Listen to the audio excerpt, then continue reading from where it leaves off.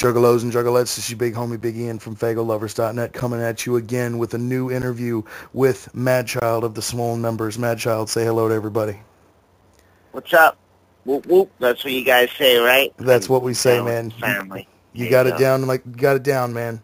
MadChild, I want to thank you for taking the time to do this interview with me today. One of the things that obviously I want to talk about you with is that you just had your new album, Dope Sick, drop earlier this week, and I wanted to pick your brain a little bit about some of the specifics about that, and just see if we can get some more info on that.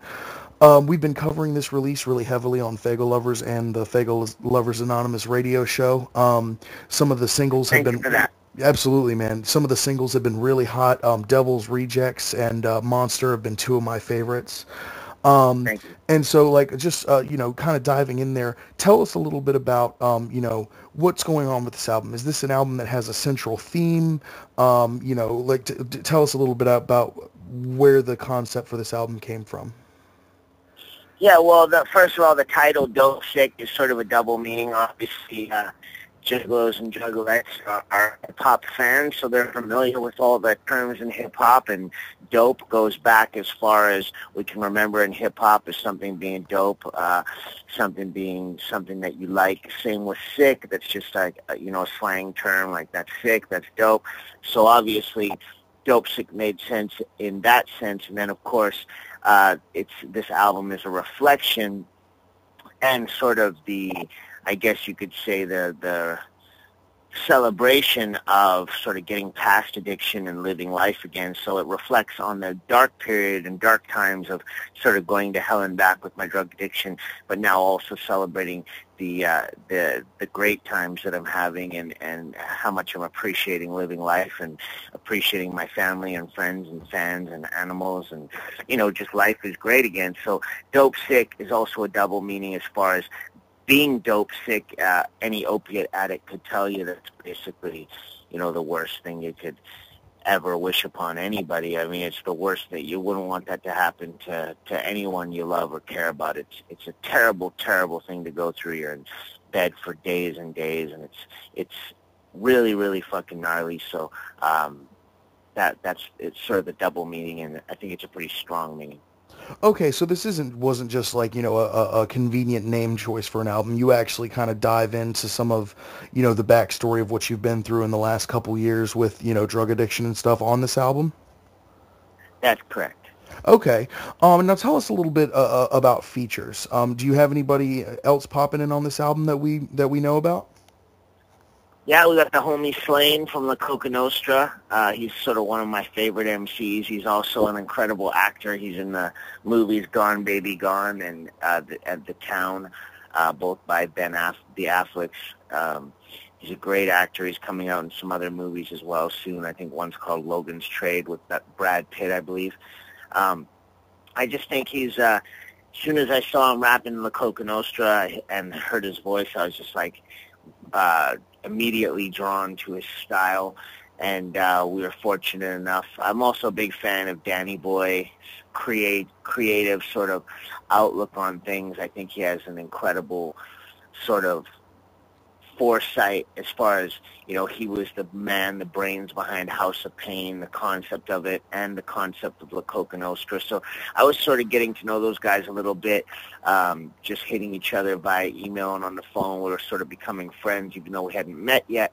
And then we were fortunate enough to bring La Coka Nostra on tour across Canada, and that's where we got a chance to hang out, Slaine and Ill Bill and I, and become friends. And I'm just a huge fan of Ill Bill and Slaine as artists. I definitely plan on doing something with Ill Bill for my next record and for the next Swollen record as well. At the same time, I'm a big fan of and really support Jedi Mind Tricks. So kind of I look at it like Swollen members and La Coka Nostra. Kind of feel like we all have a similarity in our sort of hardcore approach to hip-hop and the sharpness and fierceness of keeping our lyrics sharp and razor sharp with the tongues, and not watering down our music for any mainstream bullshit. And I might have gone there in the past a couple of times, but I realized the mistakes I've made when I was in the wrong place mentally from being on drugs, and I can guarantee the fans that shit will never happen again. So, I just look at all these groups, sing with Dilated Peoples, as groups that will not sell out no matter what. And when we talk about selling out, I mean, watering down our music, watering down our lyrics, making certain types of formulas of songs because we think a broader audience will appreciate it. I'm just not interested in doing that. I want to make music for our core audience, our core fans, make music from my heart, from myself, and music that I want to listen to. So that kind of covers Prevail from Swollen Members being on the album and Slaine being on the album. Bishop Lamont is on, it covers Dilated Peoples being on the album as well. Dilated has always been sort of counterparts of Swollen Members. Evidence is one of my best friends for the whole time I've been, since we met at the B-Boy Summit back in the early 2000s. We've been best friends, good friends ever since. We don't get to see each other all the time, but we're great friends, and I look up to him as a mentor in music, same with Alchemist as well. And then we've got Bishop Lamont and Decisive on that track as well, Battle Axe featuring Dilated Peoples, Bishop Lamont and Decisive. Bishop Lamont is a dope MC who was signed to Dr. Dre, no longer is, but he's a talented MC. He really came with it on the album. And Decisive is an artist from Ontario, Canada, who I feel is sort of overlooked a little bit and maybe a little underrated. Very talented artist and sticks true to his roots, and I think Decisive is a really dope MC, so I wanted to feature him on the album as well. Okay, and we're branching off in a couple areas here that I definitely want to cover, but sticking to Dope Sick for the moment. Are there any tracks on this album that kind of jump out as personal favorites of yours? Yeah, I mean, I'm really proud of the whole body of work. This album to me was a masterpiece, and unfortunately, last minute, the song "Wake Up" I had to replace a song that was called "Shed the Light." I was very proud of that song. I had seen the movie called Hell's Kitchen with Mekhi Phifer and Angelina Jolie. From back in the day, it's an older movie, and there was singing in it that just reminded me of sort of my life story of when I was on drugs and what group through. Because you got to remember, my group went through just almost as much pain and torture as I did, having to stay by my side. I put their lives on hold for 4 years as well as my own, and then it took a year to sort of back on their feet. So those guys are more than family. I mean, they're my friends and family. So that song, particular song, rounded the whole album off as being, to me, it was my first album and my first masterpiece. It was unfortunate that when we tried to clear the sample, it was a beat by Rob the Viking, who, of course, is a member of Swollen Members as well. There's three of us, Prevail, Rob the Viking, and myself, MadChild. It was a dope song, and I knew we were going to do a crazy video for it. And unfortunately, because they wanted too much money to clear the sample, I had to pull it last minute. So Wake Up is a cool song that also reflects on that period of my life. I actually recorded that song when I was on opiates. That's the only song that I can think of off the top of my head that is on the album when I was messed up. All the other songs were done sort of once I got sober, clean, normal, whatever you want to call it. I prefer to call it normal because sober has sort of that, it has that sort of stigma. You would think like, yeah, and I don't think that I call it being normal because I'm enjoying life. I don't feel like I'm missing out on anything. I don't feel like I'm missing out on any substances. I'm having a much funner time with life now without it, so I prefer to call it just being normal. Okay. Now for anyone who just needs the general information, where can people pick up a copy of Dope Sick? Yeah, first of all, I want to say thank you to everyone who is buying the album. Because of your support, we've been #1 on iTunes in Canada, not only on hip-hop, but all genres of music for the first 3 days of the release. The fourth day we got knocked out by Alanis Morissette, but hey, she's pretty big, no problem, I understand. Maybe we'll climb back up to #1 with everybody's listening support. But because of your support, we're also #5 on the hip-hop charts on iTunes in America, #11 in Australia. and I think number 40 all-around records in America. So pretty incredible without any radio or TV support, very much like ICP. I know that juggalos and juggalettes support what I'm doing, and I greatly appreciate it, and I'm a big fucking fan of the juggalo and juggalette movement. I think it's a great family concept. We're starting a thing called Battle Axe Warriors, where we already have 1,000 members now, and our family is building organically, and we have juggalos that have joined Battle Axe Warriors as well, so feel free to join. If you are in America and you choose to support Dope Sick way you're just for the sake of checking out the album, and also want to just support underground hip-hop and another strike to the mainstream, a fucking blow to the mainstream, then you can pick Dope Sick up at FYE and also Best Buy.